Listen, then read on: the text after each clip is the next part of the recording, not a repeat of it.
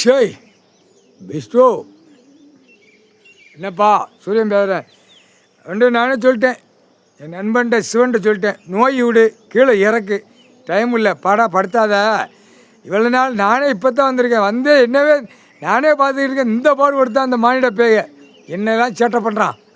கீழே இறக்கு, அதை பற்றி வேணும்ல, கீழே இறக்கு, கீழே பூமி கீழே இறக்கு, இறக்காமல் இராத. கடவுளில் நீ இறக்குறத பார்த்தாத்தான் அலறுவான். உலக நாடு பெரிய தப்பு பண்ணி வச்சுருக்கான். டெல்லியில் அதுக்கு மேலே தப்பு கணக்கு ஓடுது. தமிழ்நாட்டில் 1000க்கு 1000 அப்படியே சைவராக ஓடுது. சைவரில் கோழி முட்டை கணக்கில் ஓடிக்கிட்டு இருக்குங்க தமிழ்நாட்டில். அவ்வளோ மோசத்தில் நிற்கான். அதுதான் சொல்லுவேன், எல்லாம் கைகளை போடுறோன்னா அடிக்கணும், ஓட விட்டு அரசியல்வாதியை விடு. ஏன்னா காகித பேப்பரை நெரிச்சிட்டான். இப்போ ஒன்றுமே இல்லாமல் இருந்தால் அரசியல்வாதி தான் கண்ணா அந்த மூளை திருப்பணும். நம்ம போட்ட கணக்கில் மூளை திருப்பி அரசியல்வாதி ஒட்டு மொத்தமாக வர்ற இடம் போகிறோம்னா அடித்து பிச்சு எரியட்டும், ஒன்றுக்கு ஒன்று கடிக்கணும். அதானப்பா கைலாசத்தில் சேட்டை. அது இன்னும் அப்படி தான். அதான் அந்த அந்த கணக்கு எடுக்கலைன்னா பிடிப்பான்ல.